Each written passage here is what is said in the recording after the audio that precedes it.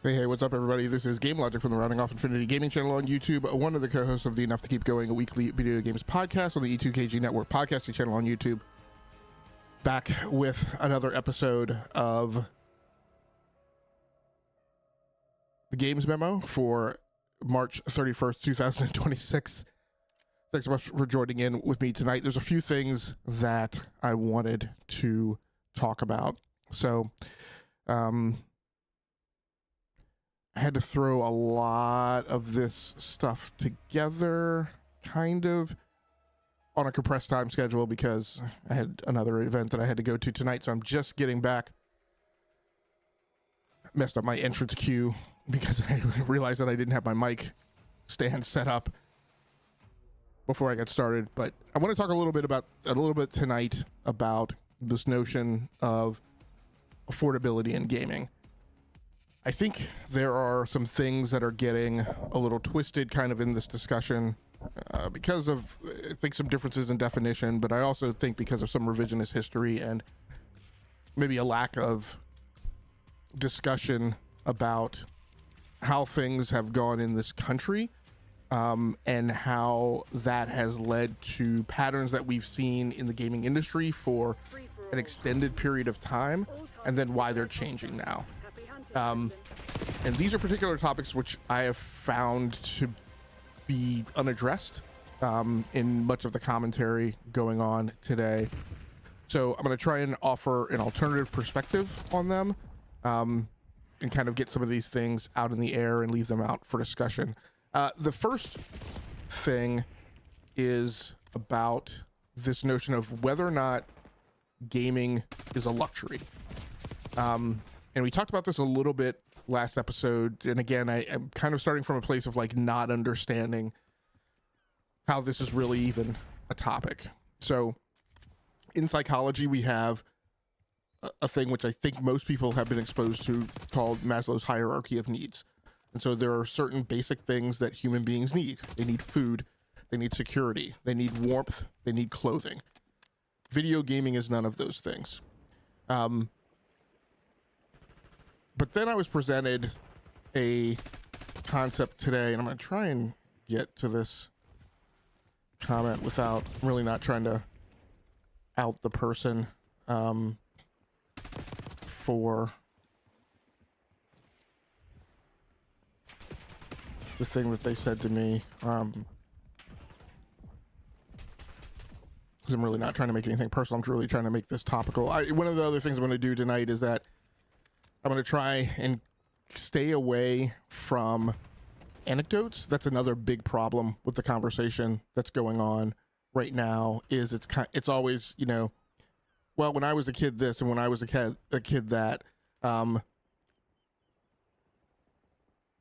I'm like, that's not right. That's not data, and that's not grounded in reality.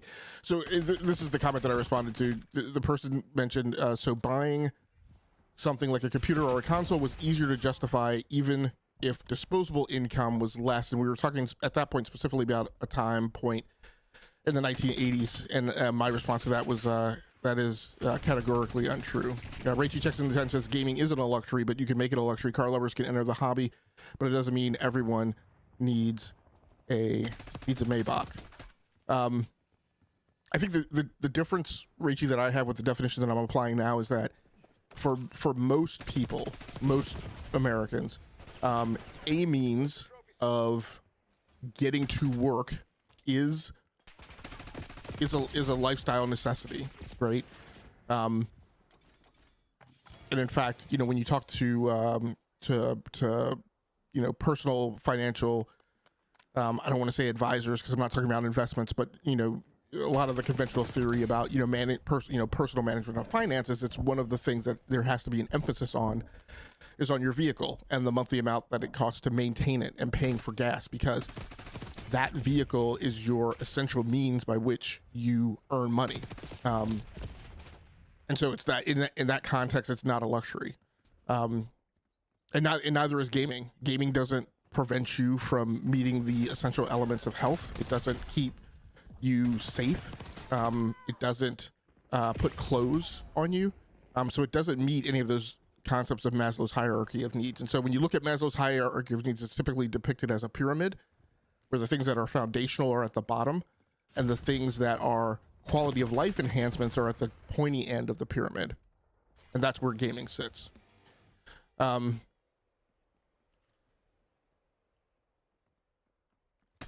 So again, talking, you know, and then this idea of chronology and temporalness, right? In terms of, you know, what was gaming more affordable at a certain time, and is it less affordable now, or vice versa? And so I want to talk about some of the data that I pulled today, because I think a huge part that we're missing is that there's this concept that gaming was more affordable, like in the 80s. But there's an essential piece that's missing, and that's a discussion of who it was affordable for. So from 1964 to 2026, and I'm going to talk about why I specifically pointed at 1964. From 1964 to 2026, the average American household's nominal discretionary income has increased significantly. And before I go on, I'm actually going to go back one definition, because another huge thing that I think is missing is this discussion of disposable income. It is not disposable income; it is discretionary income. And there is a difference in the definition of those two terms. So disposable income is how much money you have left over after deductions are taken from your pay, right? Before you ever see your paycheck. So your taxes come out, Medicare, Medicaid comes out, Social Security comes out. You then have a leftover amount of disposable cash, which is essentially basically what you get paid.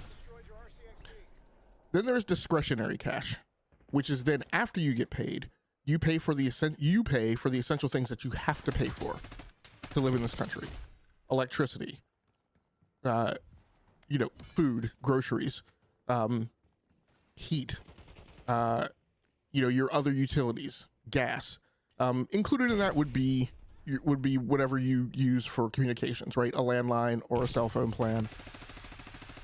And, you know, and then I'll allow people to teeter on the edge whether or not internet access, right, is included in that. I do include it in that. And I'll talk about some of the legality of that here in a little bit. Netflix.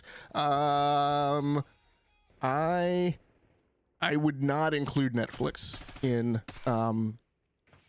I would not include Netflix in, what am I trying to say? It is not one of the essential things you pay for, like electricity.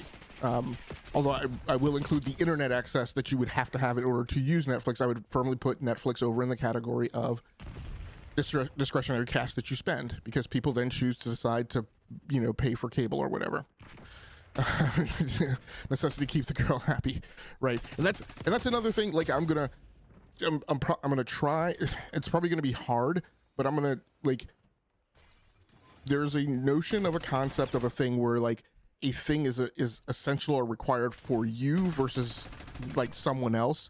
I'm going to try and walk that line. It's going to be difficult, but I'm going to disallow the notion that like, you know, something like Netflix is essential for you, but not essential for somebody else. Like I get it, right? If you have kids, right, Netflix and Disney, Brap and I talk about this all the time. Netflix, Disney Plus, right, are probably two essential video streaming services that are not optional, right? But, you know, but then, you know, Paramount and HBO Max and other things do become optional, but like, we're not going to go down that path. So again, back to the notion of discretion. And I'm going to start with discretionary income, and then I'm going to hop over to disposable income. So let's start with discretionary income. From 1964 to 2026, the average American household's nominal discretionary income has increased significantly, but its growth in real purchasing power has been uneven and heavily impacted by a widening income gap and soaring costs for housing, healthcare, and education. Let me pause here because this hits on one of the things that Brap and I have talked about that, again, I don't hear a lot of other people talk about, which is the fact that we have not been in a recession for the last 5 years, but we have been in a rich session. I want to talk a little bit about the data that supports that, but the people who are at the upper end of income earners are being less impacted by economic factors than people who are at the median or lower end. That is having an effect on the gaming industry and the things that we're seeing and who is impacted and who is not. While the median household has roughly $19,000 to $20,000 more in inflation adjusted income today compared to 1970. So again, this trend sticks when you adjust for inflation. Okay.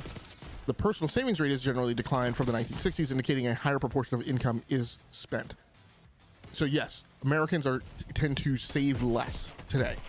However, I'm not going to enter into the argument, the notion that gaming is more or less affordable because you are putting more or less in your 401k. That's a personal choice of yours. Discretionary income trends 1964 to 2026. Median family income in 1964 was about $6,600, roughly $65,000 in 2024 dollars. By 2023, the median household income rose to about 80 grand. I've seen anywhere from 80 grand to 85 grand. So let me also stop there and talk about what is middle class. And Brap and I talked about this a couple months ago, that we have a lot of content creators who are not middle class telling you how you should feel about gaming affordability when these people have household incomes that are in excess of the middle class. So let's talk about a definition of what middle class is. Being middle class generally means having a household income that is 2/3 to double the median. So when the median income, household income in America is about 80 to 85 grand, most analysts put middle class as typically ranging from around 15 grand to 150. Okay. So yes, they're lopping off the top of that 80 grand and not booting up to like 160. But so there are content creators telling you how you should feel about gaming affordability who have a household income in excess of 160 grand. So there are people who are not living your life. If you're a person who is in this band who feels impacted by rising prices in gaming, there are people who are not experiencing this firsthand telling you how you should feel about gaming affordability. That's a primary theme and concept of tonight, because that also means that there are things that they are not telling you. The shift in spending from 1960s to the 2020s. In 1960, consumers spent about 17% of their disposable income on food. 17% of their disposable income, meaning that they had less discretionary income left over. By 2019, this dropped to 9.5%. Now, again, that was pre-pandemic.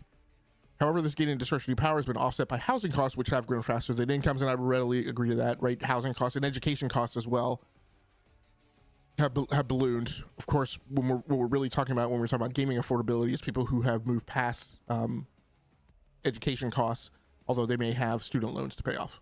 2026 outlook as of early 2026, and this is about what's impacting things today. We'll talk again a little bit about what's going on financially in the world today later. But as of early 2026, real disposable personal income per capita has reached over $53,000. So after you have deductions made, the average personal income that a person has left over is 53 grand. The average personal saving rate was 4.6 in 2024, lower than in the 1960s, suggesting that while households have more money, they're saving less of it. Now, I am not so much about emphatically arguing that people have increased disposable income right now, or even necessarily that people have like vastly greater discretionary income right now, although I think statistically that is true. What I am going to push back on, though, is this notion that people didn't have as much. People weren't paying as many bills as they were. People weren't paying as many bills as they were back in the 80s as they are today, because that is categorically false and incorrect. There was this notion that, well, back then we didn't pay for a mobile phone plan. The transition where a larger percentage of American households did not have a landline phone didn't occur until early 2017. Data from the National Center for Health Statistics shows that during the first half of 2017, 52.5% of American households had only wireless service, officially surpassing landline use.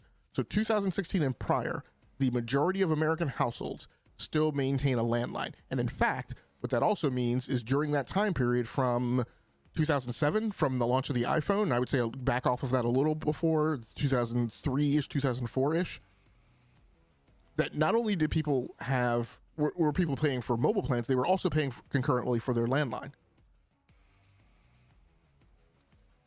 So they were actually being more greatly impacted than they are being impacted now. It's only been within the last decade or so that it has realistically become a very viable position to be a wireless only household. So as you creep back in time, there's a period where you were paying for both a landline and a mobile phone plan. When we creep back a little further and we talk about how households were impacted, let's also remember that in the early days of wireless plans, data cost you more. There were smaller caps, so you were penalized more. We were being charged for long distance on mobile plans, and we were being charged for SMS in very draconian kind of bundles, where when you would trip past that number, you would pay a greater rate for text messages. So again, this notion that we were better off in the earlier years and that therefore it was more affordable for people to buy consoles and PCs is absolutely categorically incorrect. We were paying for cable because isolating down to an a la carte video streaming service was not on offer on the market. So people paid cable bills, and you pay cable bills based on, definitely back then, because the point where we actually had regulations that at least loosened regional regulatory environments enough to where sometimes you might have two cable providers in your region. Absolutely, prior to that, you had one option. And so you were paying whatever that cable company told you had to pay. And you had channels bundled in whatever format that cable company forced you, right, to have a limited choice. So let's not act like things were better in the 80s and 90s. The other thing that I want to talk about is I want to get to who, and that's going to get into demographics and the spread and the very interesting convergence that happened about the time of the launch of the original PlayStation. Let me see, catch up with a couple things in chat here. 32-inch TV back then costed 3 months of rent. Now 1 month of rent costs the price of 4 65-inch TVs. Real Nate says, agreed, a lot of these dudes have a much higher income on top of getting, quote, a few of their tech and games for free. Brap says, I remember the first minute being free on earlier cell phone plans and calls being free after 9 p.m. Right?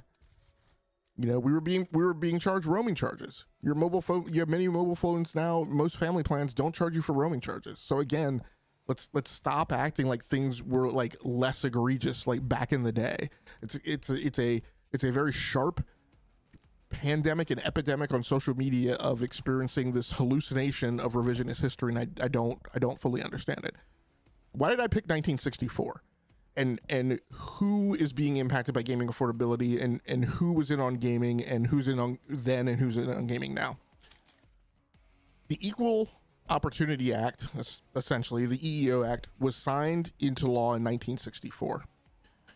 So prior to 1964, you did not have a large prevalence in a normative state where blacks, African Americans, felt that it was there was a reasonable opportunity for them to A, go to college, but also B, to then go out into the private sector and gain a job where they could reasonably be promoted and achieve a viable middle-class household commensurate with, I'm just going to say it, their white peers. I should have said this at the top of the show. We're going to talk about a lot of things that are really going to be some really uncomfortable for some people tonight, but there's some things that need to be said. And I'm even going to apologize a little bit to white people, because it's not just you guys who are missing it, but it's also, quite frankly, black African-American content creators who also should be talking about this stuff and are not talking about this stuff. So in 1964, you had the EEO Act. Let's also have an understanding that like things didn't change overnight when the EEO Act was signed. When the EEO Act was signed, you didn't just like, people didn't go to college the next day. People weren't promoted into the management ranks in corporate America the next day. And what damn sure didn't happen is you were also not empowered to go wage a lawsuit that would be that you would win under any judge, where you would, file a lawsuit because you weren't being paid the commensurate pay rate as your white peers. Now, starting off talking about African Americans, but that also goes for other minorities, but that also goes for women as well. So let's talk about what impact that had on some of these statistics that I've read off about the rise of disposable and discretionary income. The problem that you had, and I think I mentioned it somewhere in here.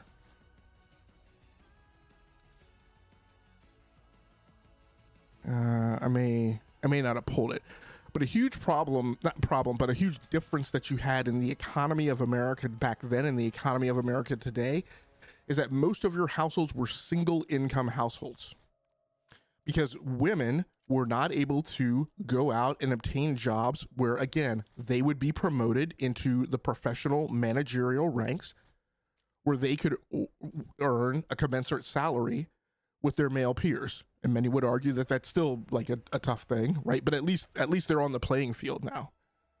And the same thing with African Americans. So again, EEO Act signed in the 1960s doesn't really start becoming hugely impactful. You have first generation African Americans going to college in the 1960s. You have first generation African Americans and women promoted into the ranks, into the management ranks in the 70s. Let's talk a little bit about pop culture and the impact on society. In 1984, you have the first American television show premiere that depicted a black family where both parents were college educated and in the professional ranks in society, and rendered an equal expectation on their children that they were to go to college and do the same thing. That show was The Cosby Show. It premiered in 1984. Prior to that, most American television that African Americans were exposed to were things like Good Times, Sanford and Son. Things that did not feature college-educated heads of households, and things where it was not an expectation for everyone in the household to go to college.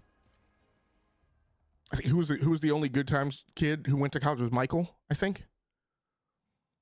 So in the 1980s, you have this transformative pop cultural event that happens and causes a change in the mentality of the African American demographic in the United States. Children who grew up watching The Cosby Show then graduated high school, probably in the late 80s, and went on to college, graduating in the early 90s. What happens in 1994, the launch of the original PlayStation? Gaming does not go mainstream in the 90s simply because of the presence of a third platform, and it doesn't go mainstream. Well, let me back that up. It doesn't go mainstream because of the presence of a third platform. And that's true because not only did the PlayStation launch, but we also had 5 other platforms rise to the point of survivability in the 1990s. We had Neo Geo, we had TurboGrafx, we had 3DO, we had Philips CDI, and Atari came back with the Atari Jaguar. At one time on the market, we had 8 console platforms. And each of them, not everybody was eating fat, right? But they were surviving, albeit for some of them for a limited period of time. Why does that happen? Because with the signing of the EEO Act in 1964 and the progression and evolution of generations fleeting up into an educated track,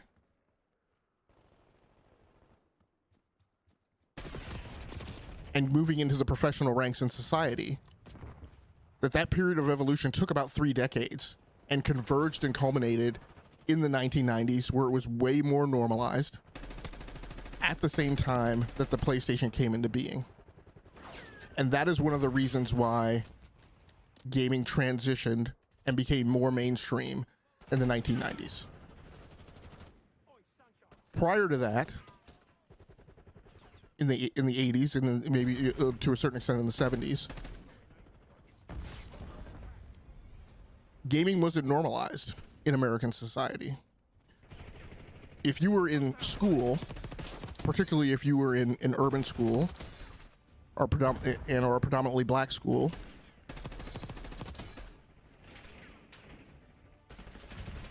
you didn't talk about gaming as much. It was also, I would almost say, the exclusive enclave of the nerd. Right? The quote-unquote normal kids weren't into video gaming. And at least if they were, they didn't talk about it out loud. Those things, again, started to become normalized in the 1990s. And they started to become normalized because we had a wider distribution of wealth. We still had wealth inequity, so I want to talk about that a little bit. We had a wider distribution of wealth into the minority ranks, and things became more normalized. That also expanded the demographic of the type of person that became a gamer, because in the early 2000s, you had the rise of the gamer, who was the dude bro gamer, concurrent with the rise of Xbox, who really brought that to the fore. Because I would contend before then, and in parallel with it, we've had more of, I would say, the art house gamer. Maybe you could closely associate that, not quite entirely, but you know, it runs along in parallel with the JRPG person. But I would say more so than that, just heavily Eastern influenced design philosophy for video games, which is what video games were for the entire period of the 1980s and much of the 1990s, because all gaming came out of Japan. But in the early 2000s, you have Xbox appear on the scene, and you have a heavily Western-influenced platform on the market, assisting in the rise of the dude bro gamer, and a brand that was anchored by Halo, Forza, Gears of War. You have the introduction of something like the roadie run. So you have an increasingly complex demographic. You have a different emphasis, right, in the type of person who became the gamer. Soon after that, you had the normalization of nerddom and geekdom, which I would say really kind of came about as part of that era as well, but it didn't fully hit its stride. But you had also culturally, you had Lord of the Rings, you had The Matrix, and those things kind of ushered in the age of the normalization of nerddom and geekdom, kind of starting as you enter the 2010-ish. But predominantly you have a minority population, both in gender and race, who were allowed to enter the ranks of, you know, somewhat to a certain extent financial affluence, but also the financial middle class, much more so empowered than they had been before. And that really started clicking on cylinders right in the 1990s. Still not equitable. And so a large part of the problem that's going on when I talk about the rich session, and when I talk about what's going on with the middle class, is this notion, and I talked about this before, that again, it is the affluent who have been bearing the gaming industry, who have been less impacted by the negative financial impacts, some of which occurred during the pandemic, and those people have continued to spend. That has been recognized by Matt Piscatella. That has been recognized by economists.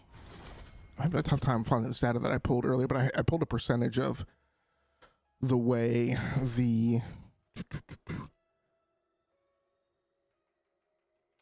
okay, I think it's here. Okay, major changes impacting.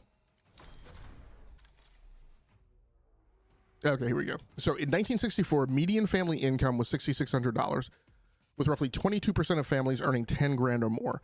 At that time, savings rates were higher and housing was significantly cheaper relative to income. We talked a little bit about what being middle class means. It is characterized by financial stability, the ability to afford moderate luxuries, like vacations and dining out, and reliance on credit for major assets like homes and cars. Key aspects of the middle class. While definitions vary, in 2023, the national middle class household income was generally defined between 53.7K and 161.2K. Cost of living adjustments. The definition shifts based on location and household size. For example, 2025 analysis shows in high-cost states like Massachusetts, a four-person household could need 170K to be considered middle class. Key characteristics: financial stability, the ability to save for retirement and handle unexpected expenses. often includes individuals with college degrees or those in professional or salaried roles, access to quality health care, homeowners or aspiring homeowners, and the ability to afford amenities. The middle class has faced a contraction since the 1970s. When I talk about the affluent, I'm not talking about the middle class. I'm talking about the people above the middle class, right? So I'm talking about the people who have household incomes that are in excess of 170K, 160K. The middle class has faced a contraction. So it's the middle class, right, when we talk about the affordability of gaming, who are the people being squeezed right now.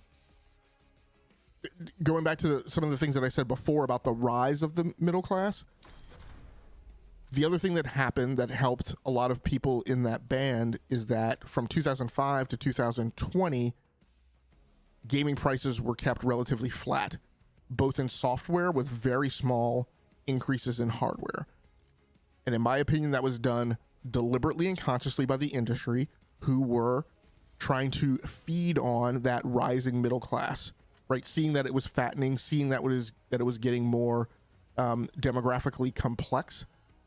When we talk about the heyday of growth in the industry, and we talk about those years, you know, like 2008-ish, right, in the meaty part of that band, why do you think that band was rising? Again, I'm going to say some uncomfortable things. It didn't rise because more white people were magically going to college, right? It rose because more minorities were getting onto the playing field. And it rose because more people, and therefore more households, had the discretionary income available to participate in gaming. Prices were kept flat in order to maximize on the growth of that demographic. The middle class has faced a contraction since the 1970s, largely due to rising costs for housing, healthcare, and education exceeding wage growth. While six-figure incomes were once firmly upper middle class, they are increasingly becoming the standard for middle class status in U.S. states. And that's a discussion of like what's been going on in the most recent. And that's my point of the people who are being squeezed are the people in the middle class. The people who are above the middle class have been faring better. One of the other things, and I forget who it was, but a mutual mentioned this today that wanted me to specifically mention why, you know, it's not like consoles and PCs were like easier to obtain, or people were more motivated to attain them in the 80s. In the 80s, people didn't have to during the first half of the decade. The highest year for arcade traffic, video arcade traffic, and revenue in the U.S. was 1981 and 1982, marking the height of the golden age of arcades. During 1981, arcades generated an estimated $5 billion to $8 billion in revenue, with games earning more than movies and popular music combined. So 1982 was about the peak, and there was, you know, I guess, the start of the fall off. But console penetration wasn't normalized in American households during that period. In fact, we had the video game market crash of 1983 right after that. So, and then it didn't come back until 85, 86, where Nintendo finally came to the United States. Yeah, I'm just missing. It seems like I didn't copy over the data that I needed to bring over. But the point is that there's other data out there that talks about this widening gap, right, between the upper income earners and the middle class and lower income earners, where there's the upper income earners have been accelerating their gains in wealth at a disproportionate size to the middle class and lower. So again, one of the things that's going on in the gaming industry and why the affluent have continued to bear the industry is that the affluent are not the people being squeezed. The affluent and the people who are above these 170K, right, above the, double the median income, are because they are not being impacted, and they are not being impacted in a way that is heavily incentivizing them to spend less.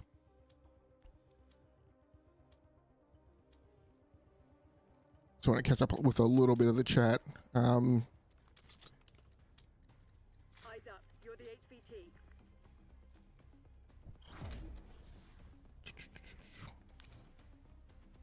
Oh, is my gameplay too loud? Sorry. I will try and adjust that. I just want a little background noise so it's not just complete silence when I take pauses. Dry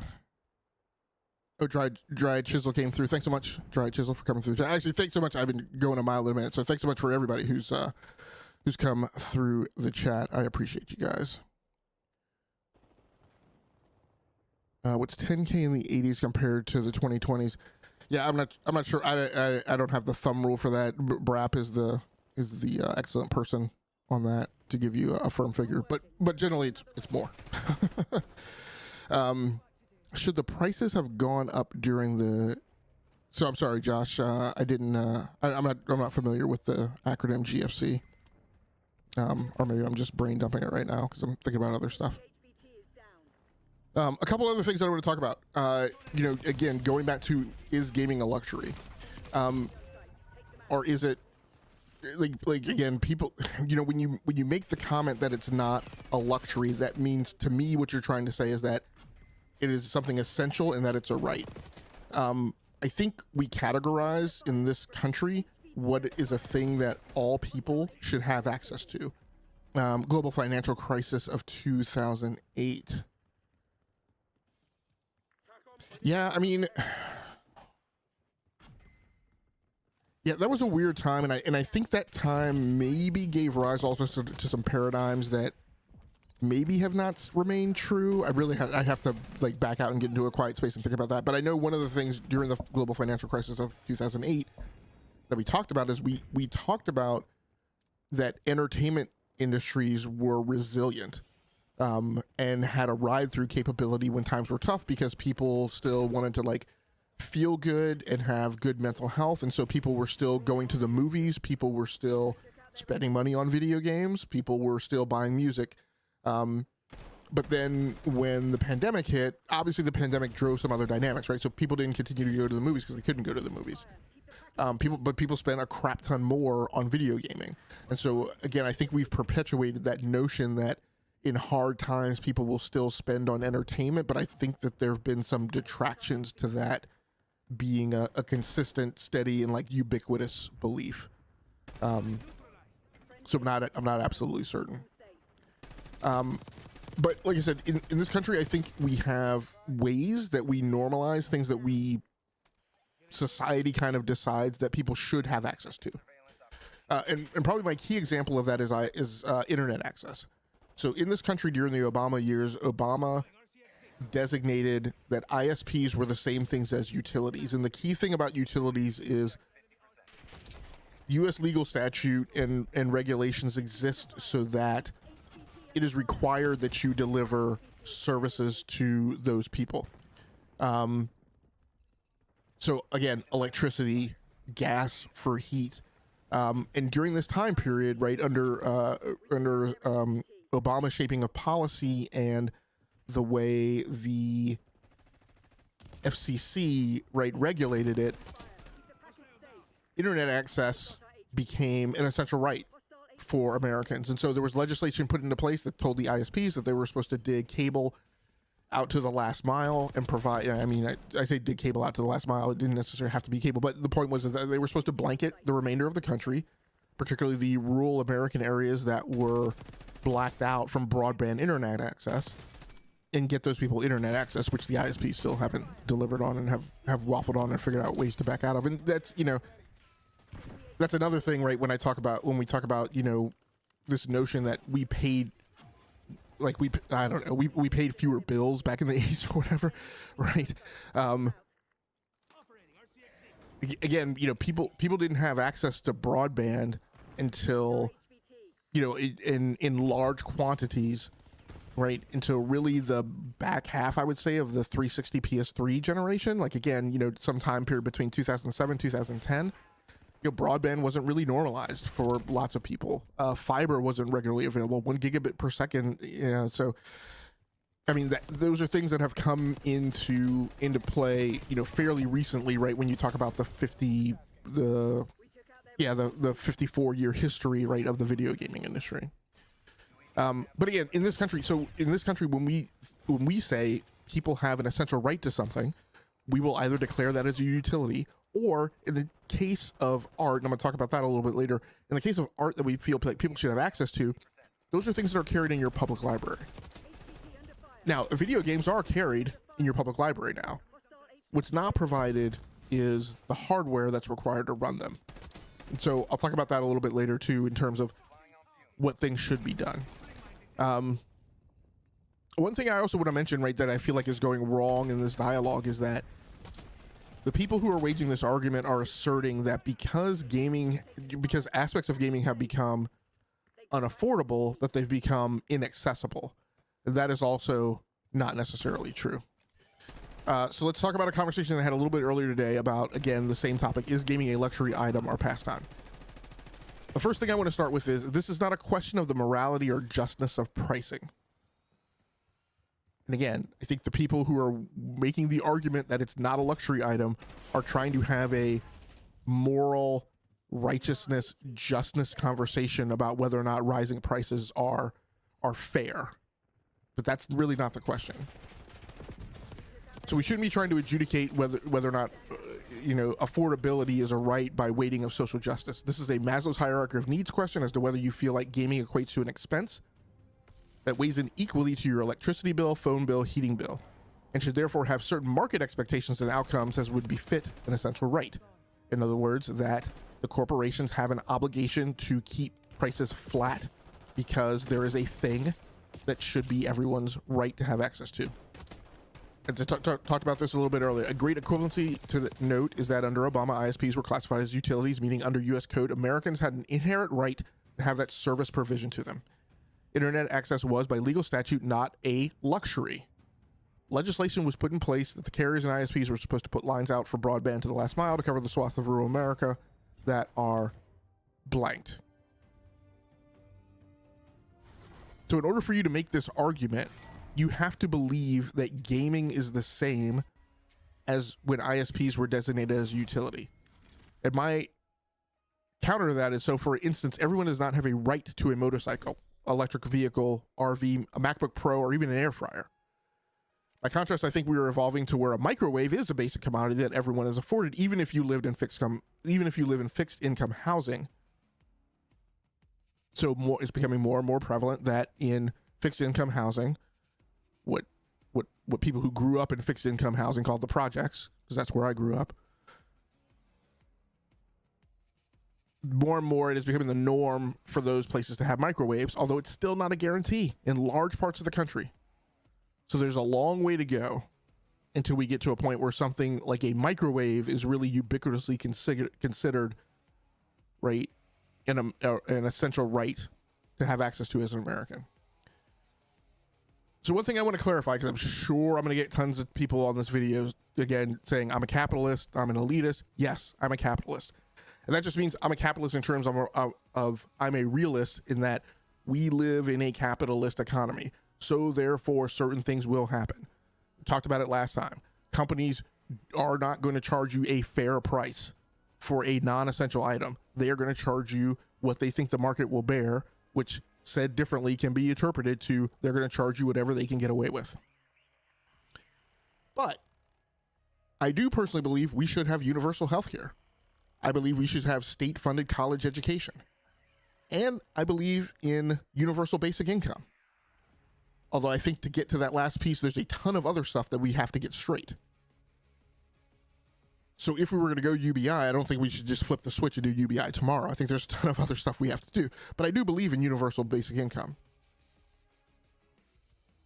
So before people run around saying I'm a capitalist or I'm an elitist, what I actually am is I'm a federalist. And by federalist, I mean federalist in terms of the United Federation of Planets, in which I mean Star Trek. So to really frame how I think the world should be, in my mind, like Star Trek, right? Hunger should be a solved problem. Healthcare should be a solved problem. None of these things, none of these pains are necessary by any means. They exist because we have a 1% who are convinced that they have a right to all of that wealth and no need to share it with anyone and no need for wealth to be considered a shared resource. Now, again, my notion that I'm a capitalist is driven heavily by my reality and the fact that that reality can't be flipped or changed at this point. And because we live in a democracy which historically doesn't align to Marxist, socialist, communist economic systems. And so when you head down the road of wanting those things, then you start getting asked questions about if that's what you want politically. Now, I believe if you look at, I always get Sweden and Switzerland mixed up, so I think it's Switzerland. If you look at, I think it's Switzerland. If you look at them and you see a capitalist economy that still has things like universal health care and state-funded college education, then that's my template or my blueprint that says those things can exist. So I'm not saying the things that I'm saying tonight to make people feel bad. I'm saying them because there's a large swath of conversation that's not being had.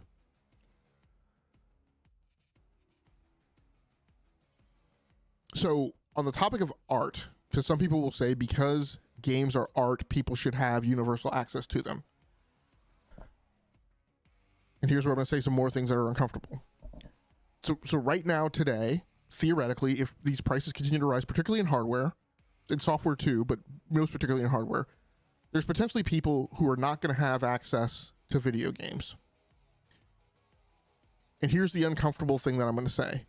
Yes, and that's been happening for a long time, and it's happening again. There's been some rubber banding, right? I talked about the rise of the minority and their ability to assess to higher levels of earning and economic well-being, socioeconomic status, and therefore they were able to get into gaming. And then more people, particularly in the middle class, in that lower end of the middle class, in that 50,000 range, in that 2/3 of median income, were also able to get into video gaming because gaming prices remained flat, right? But before that, those people weren't able to get into video gaming because video gaming cost. And it's a luxury. And those people weren't enabled because they didn't have the socioeconomic pathways to assess into that lifestyle. So then the rubber band got a little looser and they were able to, right? But now we're going back to where it's rubber banding back and those people are being squeezed out. But here's a little bit of what I'm going to say. A little bit of what I'm going to say is there are people who haven't been subject to that pain because historically they have not been squeezed, but they're getting squeezed now. And I don't have a ton of sympathy for them because people who are less well off have been getting squeezed for a long time. So a little bit of what I said about, console players are now facing the PC market reality. I'm going to say the same thing, like welcome to the suck, right? Because it sucked for other people and other demographics for a very long time. It's starting to hit you guys. So a little bit of this is a little comeuppance, and goes back to that thing about like when they came for these people, I didn't speak up because it didn't affect me. When they came for these people, I didn't speak up because it didn't affect me. Then when they came for me, there was no one to speak up on my behalf. That's a little bit of what's going on. There's a little bit of a FAFO movement going on now. So there's a certain percentage of people that I'm really not that sympathetic about.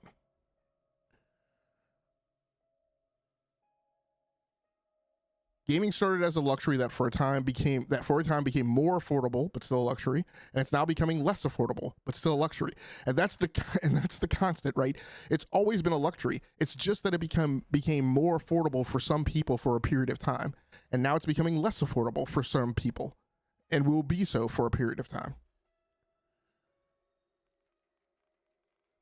So I think there's art in Western society and America where we've decided people should have universal access to it. Books, static art like paintings and sculptures, music, but not games yet in terms of provisioning of the hardware to access it. Basically anything that is provided by public libraries is a thing that we have as a society decided people should have a right to access. So yes, I agree too that there's certain aspects of art that everyone should have access to and everyone should be able to participate in, but I would argue that we already provide that. It's just that for some gamers, we have a cutoff for that, and there are some gamers who don't agree with that cutoff. They feel like games should be in that too. They feel like affordability is an entitlement and a thing that everyone should have. And the reason why I've been building up all of this data behind where we are, where we reframing where we've been so that people understand it, is so that people understand where we're going and people understand that we are potentially looking at a high likelihood that gaming is not going to be affordable for everyone. The notion that gaming is a universal pastime, maybe, but I personally think there are other things on the ladder that Americans should have affordability and access to that I want that are a higher priority, I think, than video gaming. Where if you want to put luxury on a spectrum, I still kind of shove video gaming to the right. I think everyone in America, it should be affordable for every person in America to be able to go out and see a Major League football game or baseball game. Sorry, not football, baseball. I think every American should be affordable and it should be accessible to go see a Major League Baseball game, but that's not where we are today. We have large swaths of American society that's not feasible. And so affordability versus accessibility, and I'm talking about accessibility and who can have access to it, not talking about it right in terms of, people who are physically challenged, physically or mentally challenged. But I want to pull apart, right, the notion that increasing prices of current and debuting next-gen technology does not put gaming out of reach and does not make gaming inaccessible.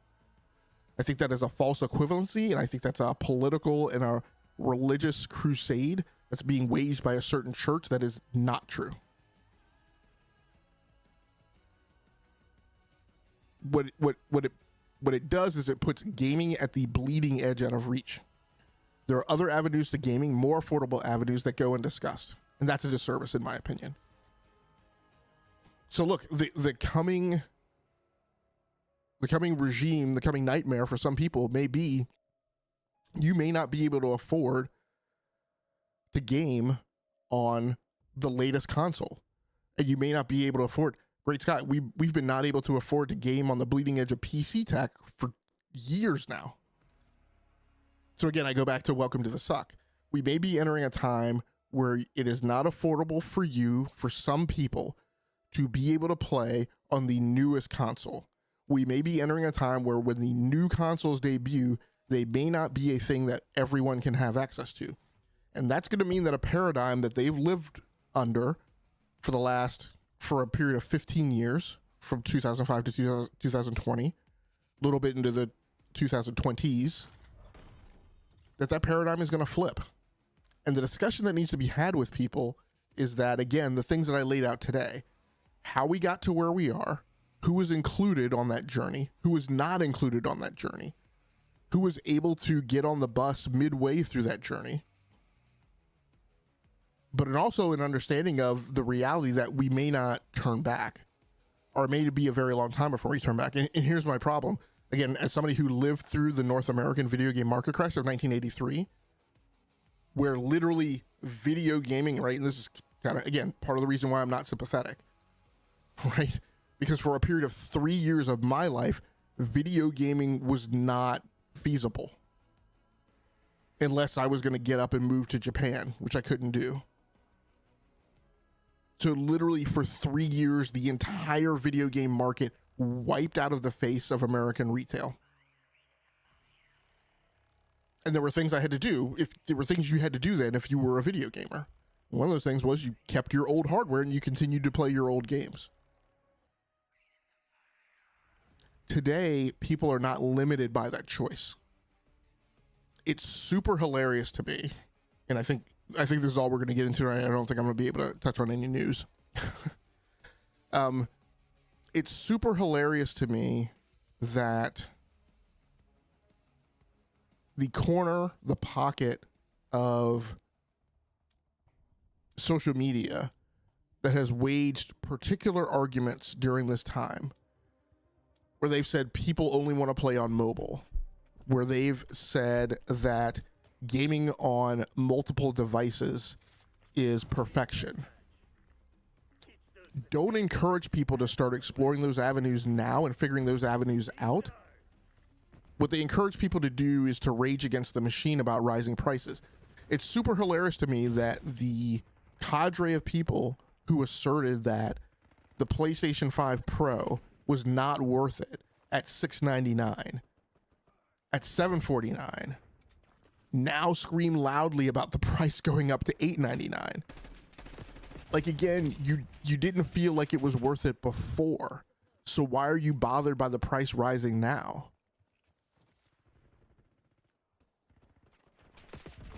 If the future of gaming is for everybody to play through the cloud, for everybody to play on mobile devices, then like I said last episode, you guys should be doing that now.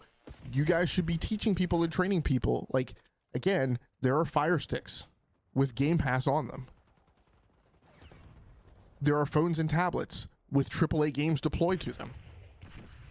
Those Ubisoft games and those Resident Evil games that went to mobile. But I don't see that being any part of the discussion. I just see the discussion being evil Sony. And this is, again, further hypocritical because this is not the argument that was levied when the Xbox prices went up. In fact, and this is a thing that super, like, just hugely bothers me. There was a group of content creators who asserted that the Xbox price going up was due punishment to people who didn't get in early enough on the deal to gain the value of Game Pass. So they asserted, now guess what? Because Game Pass is such a great deal, now we're going to charge you guys more to get in on the sweetness of it by making you pay higher for hardware, and felt that that was justified. So yeah, I have a huge problem with the fact that members of that corner of the community didn't check that bullshit and call that person out and say to them that they were justifying costs, rising costs that would gatekeep less affluent people from getting into video games. But then when Brap asserts that video gaming is a luxury, those same people roll up on Brap, grab him around his collar, and try and mug him in the street in open daylight. I'm going to call complete bullshit on that. Complete and utter bullshit.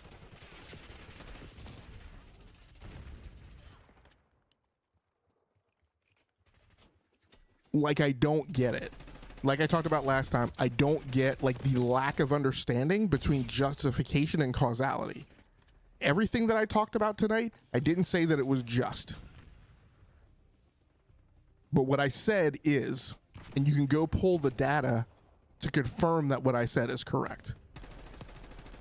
But the reason people need to be explained causality without being wrapped into the moral argument of justification is because people need to understand what has happened historically, what is going on now, and where we're heading. And then you need to tell people to take that information and go make their own decision, instead of constantly trying to tell people what it is that they're supposed to think.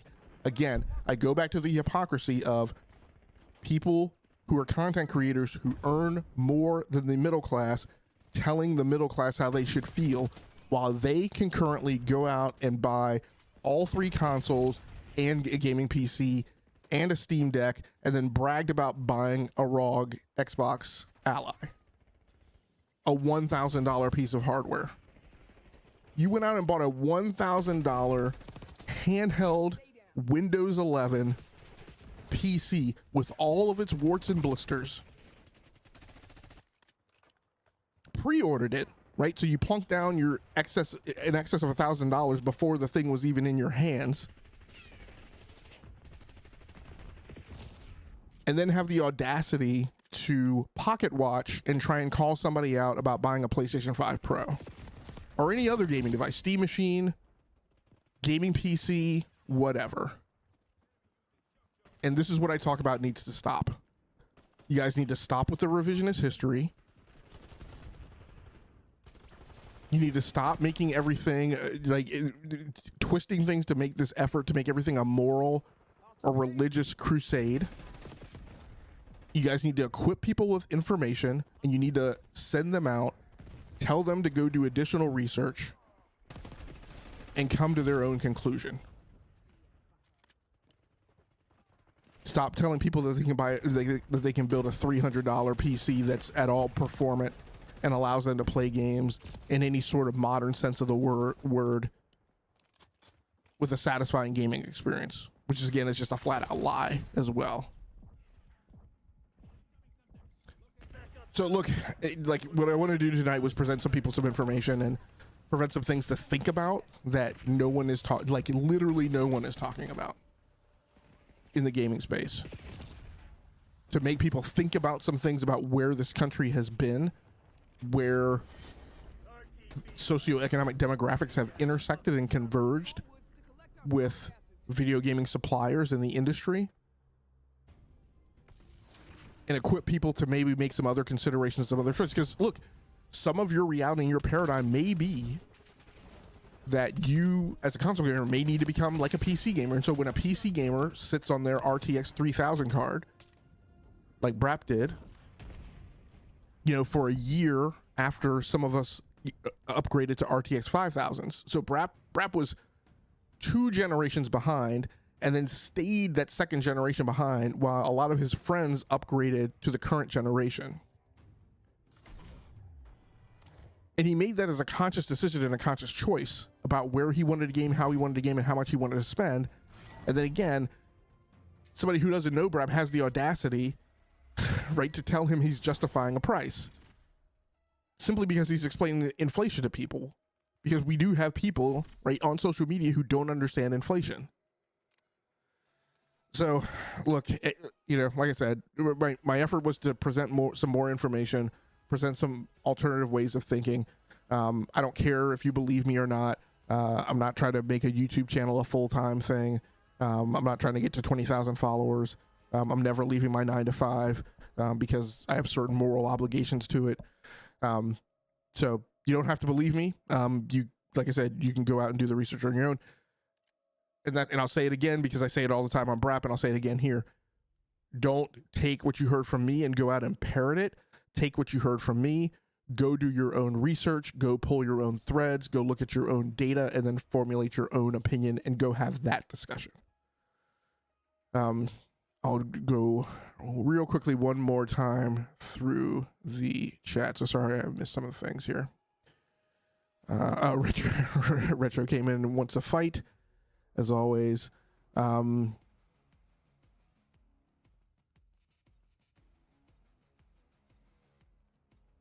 Hero Dad says, my dad was wealthy and I begged for an NES in '89. Instead, I got a Famicom because he could get it cheaper. Yeah, I played that console with joy for 7 years. So thanks, Hero, for the compliment. He says, you're a bit too sensible and forward for most people. Yeah, I apologize for that. It's a blessing and a curse. Retro mentions UK has all that still in the shitter. Yeah, Retro, I've read and I've talked recently about how like a lot of the tax incentives for video game development in the UK have been rolled back, and that there's a strong argument going on now to bring some of those things back, given the number of studio closures that have happened in the country. Let's see.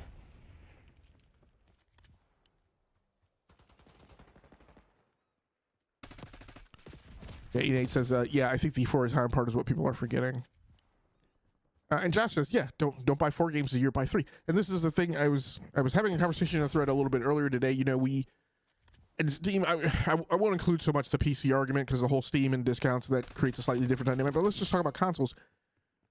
It has become easier to be a hoarder in a digital age than it ever was before, as you know, in the physical times. And so I think a lot of people buy a lot of games, myself included, that they don't need.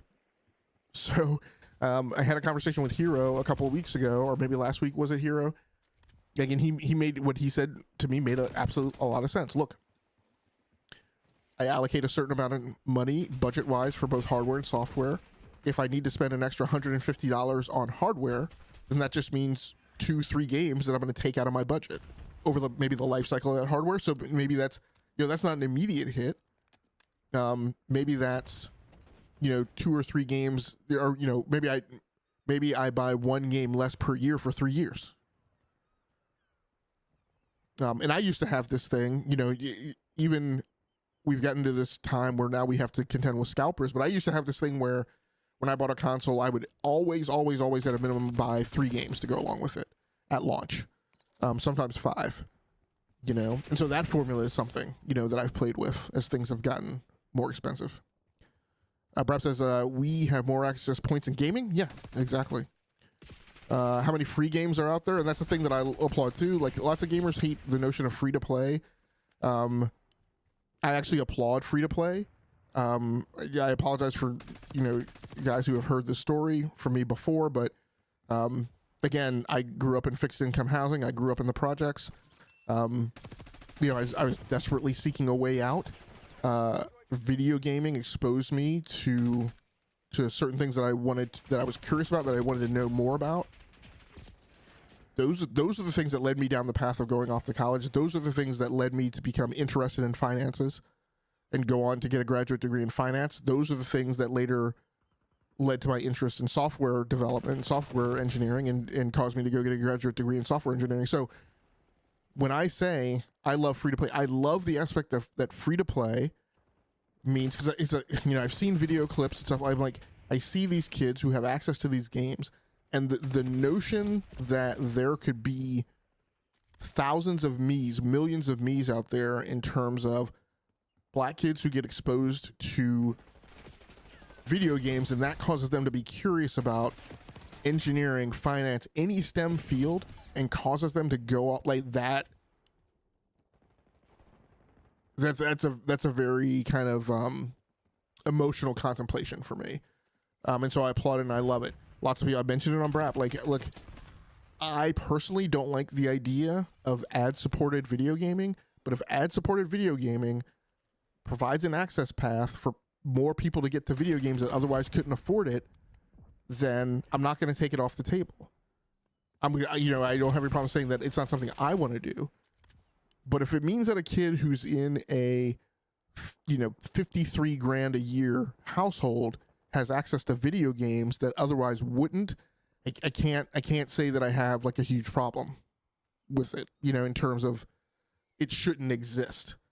I'll definitely say there's a way that it shouldn't be done. There's a way for it to be predatory and manipulative, and I wouldn't want that. But the simple existence of it, and that giving an access path to somebody for video games, I have to support that, approve it, whatever. Brad mentions, yes, those cheaper access points are discussed. We didn't have many options then. Yep, I agree with that. Game Pass lets you stream right now. Absolutely. They don't discuss because the argument is bait. Bad nabbit. Sorry, Brad. Oh, they don't discuss this because the argument is based on political narrative. Yeah. Wouldn't now be the time for Game Pass to succeed? And yeah, Josh. And like, look, we need to be careful, right? And we need to follow the data. Subscriptions increased right in 2025, partially because of a more constricting financial demographic. So as gaming became less affordable for people, it gave rise to subscriptions.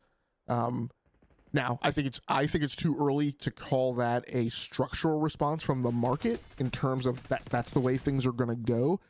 But kind of like Nate said, like the for a time part, like for a time, that is definitely a haven that some people have gone to insulate themselves against rising prices. And again, I can't necessarily, I can't say that I have a problem with that. I have a problem with people weaponizing that. I have a problem with people proclaiming that they play more video games because they're in a subscription service, when the fact is that they play more video games for 5 minutes. But I can't say, like, and again, affordability, if that becomes a safe haven for people, then that's a safe haven, right? That gives them access. Retro mentions it's 100% a luxury. Brap mentions I talked Brap about how I felt you were falsely accused of justifying price increases.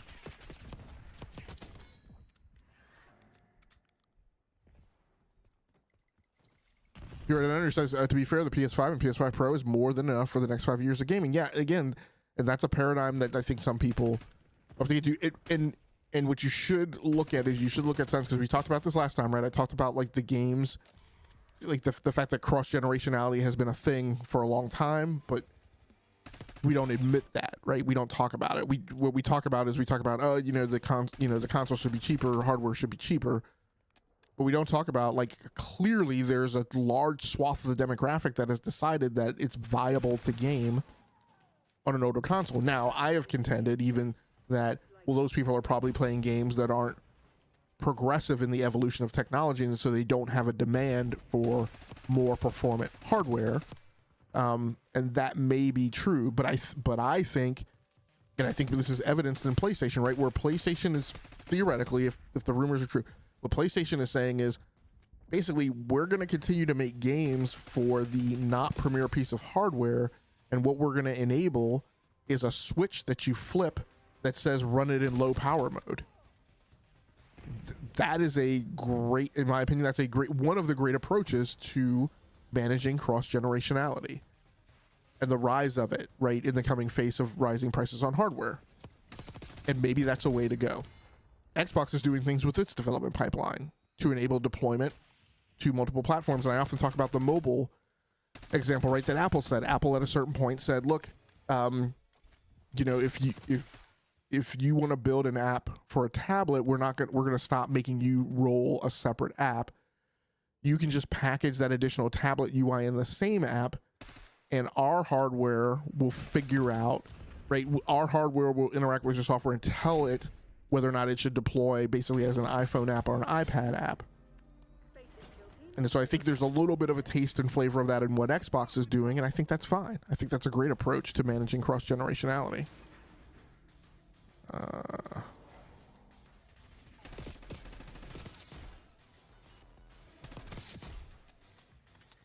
Right, so Dryad Chisel says, you know, gamers want latest and greatest in tech, but don't want to pay for it. Yeah, and we in business we talk about those people, those customers, as people who have champagne taste on a beer budget, right? And look, that's just a statement of the fact of affairs. It's people who want high end stuff but don't want to pay for it, and I'm like, that's. You can rage against that reality, but again, you are raging against the laws of physics, right? Or in this case, the laws of economics.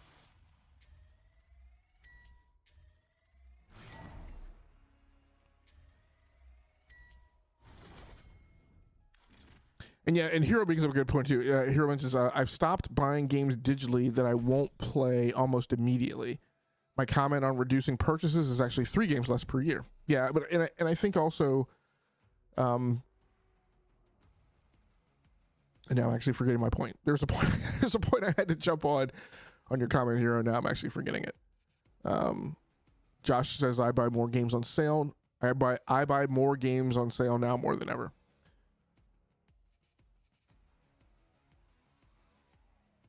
Hero says, I've adopted Thrifty's method with a twist. Only 4 full price non-MSRP day 1 games per year, and everything else must be secondhand or under $50.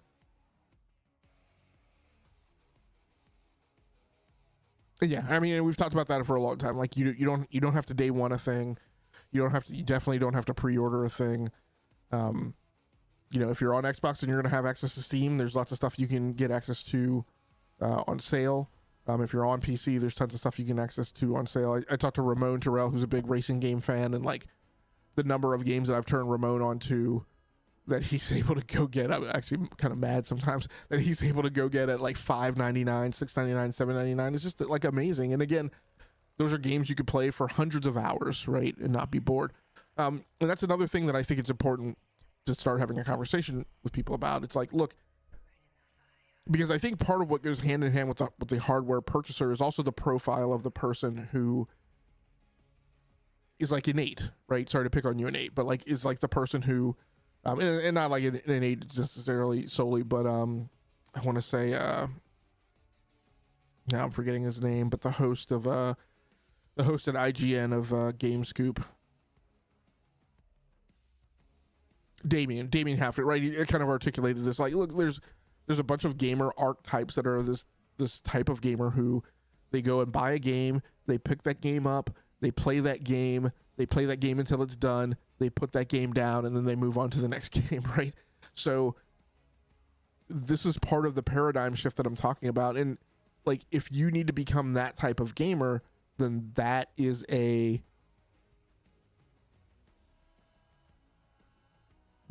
Hatfield. Yeah, that is a paradigm that's going to feel different maybe than the way that you game now if you're a zeitgeist gamer. and what you're playing is always the stuff that's on the front page of Metacritic. This is the other big thing that kind of drives me nuts about like the corner of the internet that talks about things from this perspective. That same corner is the corner that says we need more AA and we need more indie.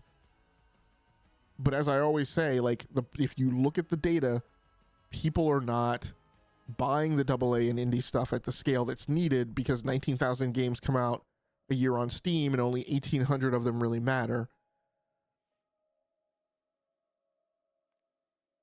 If gaming is becoming less affordable, then that may mean and may encourage people who are playing on this older hardware, particularly if, well, I guess Xbox, you're not going to have access to Steam on older Xbox hardware, but at any rate, if people are paying more for hardware, or if people are playing on older hardware, that may give rise to more spend on AA and indie, because AA and indie doesn't have that performance need that the newer hardware does.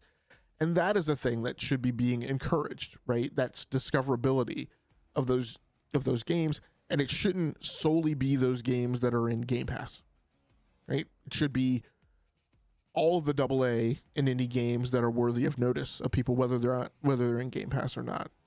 So I think that's everything that I wanted to cover on that particular topic tonight. There's probably some things that I missed. I hope I gave some people some other things to think about. So thanks so much for everybody who came through the live chat tonight. I certainly didn't expect it. You certainly don't need to feel obligated to come by and listen to this stuff. But thanks so much for everybody who stopped through. Thanks so much, Rachie, Brap, Josh Ayers, Real Nate, Henry Heck, Retro. Thanks so much for coming through. My apologies if I missed anyone. Hero Down Under. So again, my apologies if I missed anyone, but I appreciate you guys. Please feel free to like the video and subscribe to the channel so you can just receive a notification whenever I post new content. Until next time, my name has been Game Logic from the Rounding Off Infinity Gaming channel on YouTube, one of the co-hosts of the Enough to Keep Going weekly video games podcast on the E2KG Network podcasting channel on YouTube. That show normally airs at 8 p.m. Eastern Daylight Time. So we're now +4 Quebec instead of +5 Romeo, I think, if I remember my time zones correctly. So for people who are on other time zones, we may only be 4 hours apart from you instead of 5. But at any rate, that show, so we won't air this Sunday, with this Sunday being Easter Sunday. I'm not exactly what's going to happen the week after that.